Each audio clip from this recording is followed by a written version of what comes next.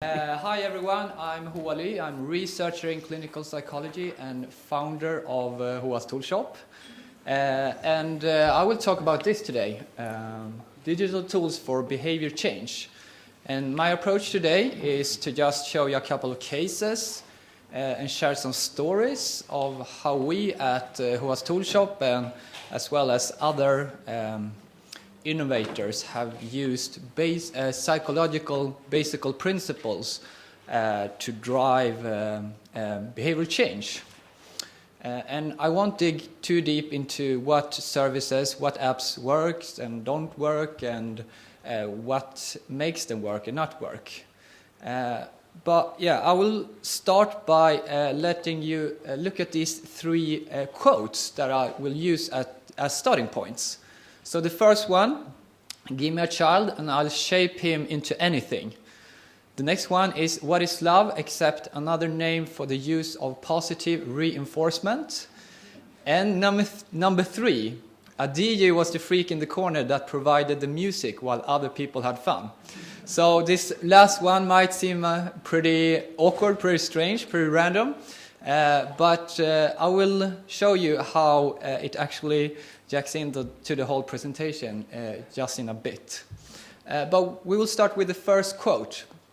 And this quote was told by B.F. Skinner, the father of behaviorism. And what he meant here is that with the help of behaviorism and using positive reinforcement, he would be able to shape a newborn baby into almost anything. And of course, some people thought he was pretty crazy at this point, and I don't think he would have succeeded with all babies. But in fact, Skinner developed one of the most powerful theoretical models for shaping and changing behaviors that we are using today, actually, or psychologists are using today. And the rationale of human behavior, according to Skinner, is that all behaviors can be analyzed through this ABC model. And the ABC model contains three different parts, A, B, and C. And the A here is the antecedent. It occurs before a behavior takes place. And then we have the behavior, and then we have the C, which is the consequence that occurs after the behavior. And what he meant was that in order for a behavior to reoccur, the consequence of accomplishing the behavior has to be rewarding and comes directly after a behavior has been accomplished. So rewarding and the feedback has to come directly after the behavior. And some apps and services are, of course, using this mechanism, this model, even though they are maybe not aware of that. And here are some examples that you might recognize. Runkeeper, for example. It's an app for making people run more often, run a bit longer.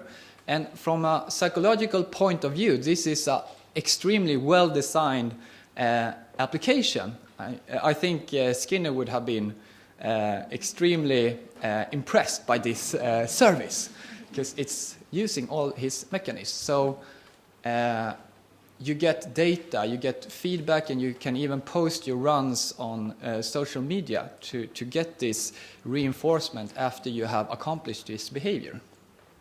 So a great app using this mechanism. This is another service, Nike Fuel Band. There's a lot of other similar apps or services like this with the additional sensor like Fitbit and Jawbone. What is genius here, I think, with the sensor, the additional sensor, is that it's actually tracking something that all people are doing, and it's tracking seamlessly. Apart from Runkeeper, where you actually have to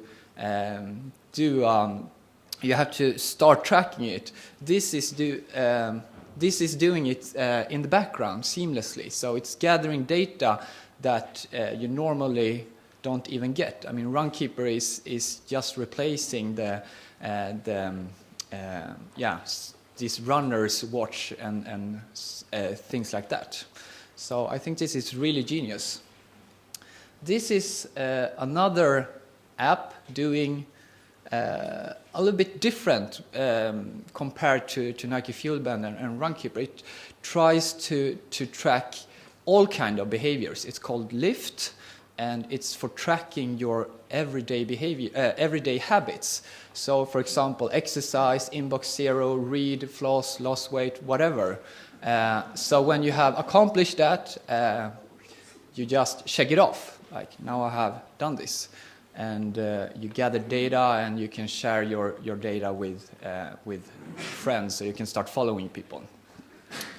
But these kind of apps, I think, are targeting behaviors that people are already somehow doing. People know how to actually go out running. People know how to floss or how to accomplish inbox zero. But what about more complex behaviors? For example, behaviors that sick people need to do in order to recover or overcome a depression. This is another quote by our friend Skinner. Complex behaviors need love in order to occur. And what Skinner means here is that love is another word for positive reinforcement. And the reinforcement when working with more complex behaviors just have to be much, much more advanced. Not only data that, for example, Runkeeper provides will be enough to motivate people to do these more complex behaviors. So with the help of technology and basic behaviorism, we are doing the same thing that Lyft, Runkeeper, and Nike Fuel Band are doing, but for people suffering from mental disorders. But to be clear here, we are doing it in a context in face-to-face therapy. So we are providing a tool for therapists. So the patients are seeing their therapist. We are just reducing the number of face-to-face sessions. So in the same way as Lyft or Runkeeper, we are tracking behaviors that people are doing in between the sessions to actually recover from their depression. So with a mobile phone, it's easy to remember these behaviors and practice them. Always close at hands, and we're giving them rewarding statistics and a timeline of all their activities. So we're tracking what people are doing in order to get better. And we have established this in a big clinical study and seen that our service, together with 4 face-to-face sessions, are equally good as 10 face-to-face sessions without the app. And here are some of the depression measurements. PHQ-9 is one of the most used depression measurements. So you can see that they are equally good. BDI-2, also widely used. So here is the flow chart of how the VIRE treatment looks like. So they are seeing their therapist working with the app in between the sessions. And what we think are very interesting here is that we are starting to gathering all this data. So what we hope for is that all the people, all the subclinical people that never get the chance to actually see a therapist, we think that we can also reach them in the next stage when we have all this behavior change data, what people do in order to get better. And what we want to do here is what David Friedman says here at Atlantic. So tailoring really good feedback on the behaviors that people are doing. So for example, like this. Now one of the patients has done some of this stuff, and the system automatically sends out this feedback. It could be aggregating data with other kind of tracking tools like Nike Fuel Band or this Memento app. So when working with more difficult behaviors, we believe that having this kind of real and extremely well-designed feedback is one of the most important key factors. And yeah, what is that? Or I believe that that's another word for what Skinner said about love. I mean, this is showing that someone is caring about the person and giving a really good feedback to that patient. Okay, so that was healthcare, mental care, behavior change in that kind of context. That's pretty straightforward. But what about on the dance floor, behavior change on the dance floor? Okay, I will try to show you here that that's not very different from behavior change in all these other contexts. And that quote there was told by the legendary producer Fatboy Slim. And DJs today, they are not really the freaks in the corner. It usually looks like this. DJs are today superstars playing at these extremely big arenas. And this is Dada Life, a Swedish DJ duo that me and my DJ partner Gustav played with in Uppsala 2 years ago.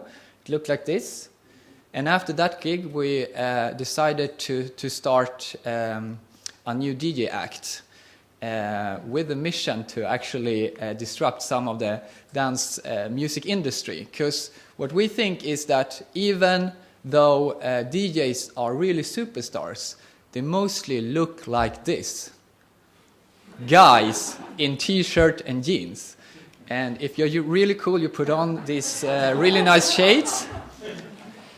And if you're really, really cool, you put on both shades and leather jackets. So we want to do something different here. So we ended up with this. So we created a whole own nation. And the premise here is that we are from this nation called Yamaril, and where the scientific perspective is always present in all parts of the society and even used by the musician as a way to develop their craft. So this is basically what we want to do. And we think there are amazing possibilities to use people on the dance floor to actually gather cool data. So what we did was we did a dance experiment on the dance floor. So at our gigs nowadays, people log in to an app, they press the join the experience button, they get randomized to one of 3 teams. So this person got randomized to the yellow team. When we start playing, the app turns into a color, and the more you move, the more it starts blinking, the more it starts strobing. And we are gathering all this data to do a dance battle on spot. So the groups are competing to each other, and then we have a winner. Okay? Did you get this? Okay? If not, I'm going to show you this short video of how it looked like.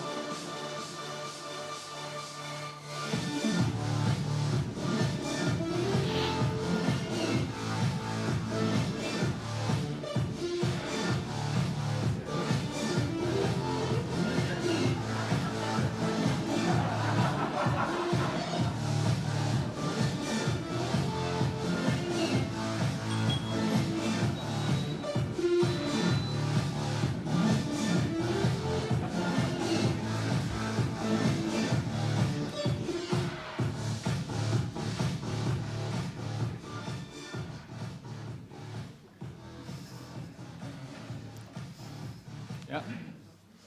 So that's how it looked like, and this is the movement data for the whole audience during the 1 hour set. And you can see that those are the dance battles, these 5 dance battles. And this is how many people that were engaged during the whole set.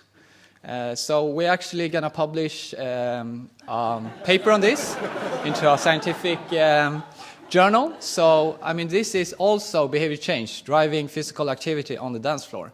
So behavior change, but in a whole other context. So, finally, I hope I made you see that digital tools for behavior change can be designed in different ways with different purposes, but all of them, I think, boil down to the use of a psychological principle to get people change their behaviors. And finding the right context can also be very, very important for driving behavior change. Okay, thank you so much for listening.